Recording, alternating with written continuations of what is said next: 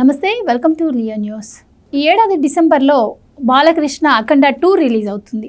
అప్పుడే దీనిపైన కొంతమంది పనిగట్టుకొని మరీ విష ప్రచారాన్ని మొదలుపెట్టారు. అంటే గతంలో కూడా బాలయ్య సినిమాలు ఎప్పుడు రిలీజ్ అయినా కూడా ఒక టీం దీనిపైన నెగిటివ్గా ప్రచారం చేయడానికి రంగంలోకి దిగటం, ట్రోల్స్ చేయటం, మీమ్స్ చేయటం కూడా మనకి తెలుసు. అంటే సైబర్ క్రైమ్కి రిపోర్ట్ చేస్తే తప్ప వీటికి చెక్ పడని పరిస్థితి కూడా ఉంది. సరిగ్గా ఇప్పుడు అలాంటి టీమే అఖండ 2కి రెడీ అవుతున్నట్టు తెలుస్తోంది. ఏంటి మరి, ఎందుకు బాలయ్యపై పనిగట్టుకొని మరీ విష ప్రచారం చేస్తున్నారు? ఈ ప్రచారాలు అఖండ 2పై ఎంతమేర ప్రభావం చూపే అవకాశం ఉంది అన్న విషయాన్ని తెలుసుకుందాం. మనతో పాటు ఉన్నారు senior journalist doctor Durga Vadlamani గారు. నమస్కారం అండి. నమస్తే అండి మేడం, అఖండ 1 అయితే సూపర్ హిట్ అయింది. సో ఇప్పుడు నేను అన్నట్టు ఒక టీం పనిగట్టుకొని మరి ఆయనపై ప్రచారాలు చేస్తుంది. ఎందుకంటే అది సినిమా పరంగానా, లేదు అంటే ఆయన రాజకీయాల్లో కూడా ఉంటారు కాబట్టి రాజకీయ పరంగానా ఆయన ఎదుర్కోలేక ఆ విధంగా చేస్తున్నానని తీసి పక్కన పెడితే ఇప్పుడు అఖండ 2కి కూడా ఆ టీం రంగంలోకి దిగింది అంటున్నారు. ఏంటి మరి అఖండ 2 మూవీ ఎలా ఉండబోతుంది?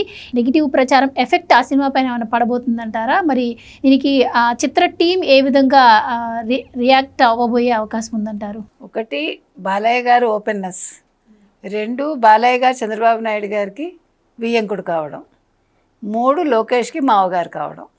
ఈ 3 కారణాలు కనిపిస్తాయి. అంటే వైసీపీ వాళ్ళకి, అంటే వాళ్ళకి నచ్చరు కాబట్టి వాళ్ళు మామూలుగా ఎన్టీ రామారావు గారిన బాలకృష్ణ అన్న నెగిటివ్ ఉండకపోవచ్చు. మీకు రవితేజ ఒక సినిమాలో అంటాడు చూడండి, ఇక్కడ ఏమనిపిస్తే అది అనేస్తానంటాడు కదా, అట్లా ఆయన మనసుకి ఏదొస్తే అది ఆ టైంకి అనేస్తారు ఆయన నోట్లోంచి. అది కూడా కొంతమందికి నచ్చదు. అయితే మీరు అన్నట్టుగా ఒక సినిమా మీద పనిగట్టుకుని ఎవరైనా నెగిటివ్ ప్రచారం చేస్తే దానివల్ల జరిగేది మంచే. నన్ను అడిగితే అది పాజిటివ్ వైబ్స్ని క్రియేట్ చేస్తుంది. అందుకని మీరు అన్నట్టుగా December 1 ఏదైతే అఖండ 2 రిలీజ్ కాబోతోందో ఖచ్చితంగా అది చాలా పెద్ద సక్సెస్ని అందుకుంటుంది, అందులో డౌట్ అక్కర్లా. కాకపోతే ఏంటంటే మొదటి నుంచి మీరు కనుక చూసుకుంటే ఇప్పుడు ఎవరు బాలకృష్ణ గారి కెరీరు సింహాకి ముందు కొన్ని ఫ్లాప్లు వచ్చాయి. అది ఏ నటుడికైనా అప్ అండ్ డౌన్స్ ఉంటాయి, కొన్ని ఫ్లాప్స్ ఉంటాయి, కొన్ని చాలా బాగా వెళ్తాయి, కొన్ని ఎందుకు వెళ్ళవో అర్థం కాదు, కొన్ని ఎందుకు సినిమాలు హిట్ అవుతాయో అర్థం కాదు. కానీ సింహ నుంచి మళ్ళీ ఆయన పుంజుకోవటం జరిగింది. ఆ సంవత్సరం సింహ రిలీజ్ అయ్యాక అది చాలా హయ్యెస్ట్ గ్రాస్. అప్పుడు ఆ సినిమాని ఏ సినిమా కూడా అందుకోలేకపోయింది, అంటే కలెక్షన్స్ పరంగా కావచ్చు ఏదైనా కూడా. ఆ తర్వాత అక్కడి నుంచి ఆయన లేవటం జరిగింది, అంటే సినిమా పరంగా. బోయపాటి శ్రీని తప్ప ఆయనకి దిక్కు లేదు అనుకున్నారు, అది కూడా వైసీపీ వాళ్ళే. ఆ తర్వాత మీకు తెలుసు లెజెండ్ కావచ్చు, అఖండ కావచ్చు, ఇవన్నీ కూడా మామూలు హిట్ కాదు, సూపర్ హిట్, సూపర్ డూపర్ అయ్యాయి నన్ను అడిగితే. అయితే గతంలో ఆయన మీద నెగిటివ్ చేసినప్పుడు ఇంకా ఆయన కొన్నిసార్లు సైబర్ క్రైమ్లో కంప్లైంట్ కూడా ఇవ్వాల్సి వచ్చింది. అంటే ఆయన ఏం మాట్లాడినా ఒక మీమ్ చేయడం, దాన్ని నెగిటివ్గా తీసుకెళ్ళడం. అసలు యాక్చువల్గా September 25 అఖండ 2 రిలీజ్ కావాల్సి ఉంది. కాకపోతే ఓజీ కోసం ఆయన దాన్ని వదులుకున్నారు అని తెలుస్తోంది. అంటే నా తమ్ముడు సినిమా వస్తుంది కదా, ఎందుకులే అన్నట్టుగా. అంటే తమ్ముడు అని ఊరికే మనం అంటున్నాం, సినిమా అంటే సినిమా పరంగా తమ్ముడు అన్నాం అంతే. సో ఆ రకంగా పవన్ కళ్యాణ్ సినిమా రావడం వల్ల ఈ సినిమాని ఆయన తర్వాత పోస్ట్ పోన్ చేసుకుని, ఇంకా ఏదో మాకు వర్క్ అవ్వలేదు, ప్యాచ్ వర్క్ ఉంది, లేకపోతే రికార్డింగ్ ఉంది అన్నట్టుగా వాళ్ళు చెప్పడం జరిగిందని మనకు తెలుస్తుంది. అయితే నేనేమంటానంటే వైసీపీ వాళ్ళు నేర్చుకోవాల్సింది ఏంటంటే, అసలు తెలుగు సినిమాలని మీరు ఆడనివ్వరా మీకు నచ్చకపోతే ఆ వ్యక్తి? అంటే తెలుగు వాళ్ళ మీద ఎందుకు కక్ష కడతారు మీరు? నాకు అర్థం కాదు. ఇప్పుడు నాకు ఒక వ్యక్తి నచ్చకపోతే అతను నాశనం అయిపోవాలని కోరుకోవటం ఏంటి? అతని వల్ల ఇండస్ట్రీ నాశనం అవ్వాలని కోరుకోవటం ఏంటి? అంటే ఇప్పుడు బాలయ్య పైన జరుగుతున్నటువంటి ఈ దాడి అది రాజకీయాల పరంగా జరుగుతుందంటారా, లేదు అంటే చిత్రపరంగా జరుగుతుందంటారా, ఏంటి? అన్ని రకాలునండి. ఇప్పుడు రాజకీయంగా ఆయన ఎదుర్కోలేక బాలకృష్ణని, లేదు సినిమా పరంగా కూడా ఎదుర్కోలేక ఈ రకంగా దాడి చేయటం.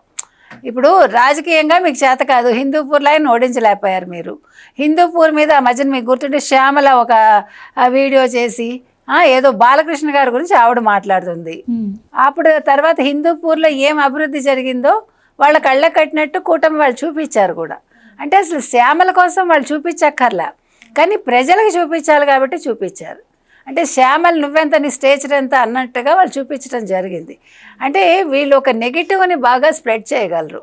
అంటే వైసీపీ వాళ్ళు ఏం చేస్తారంటే, వాళ్ళు సోషల్ మీడియా వాళ్ళు పెట్టుకునేది డబ్బులు ఇచ్చి పేటీఎం బ్యాచ్లు పెట్టుకునేది అందుకు.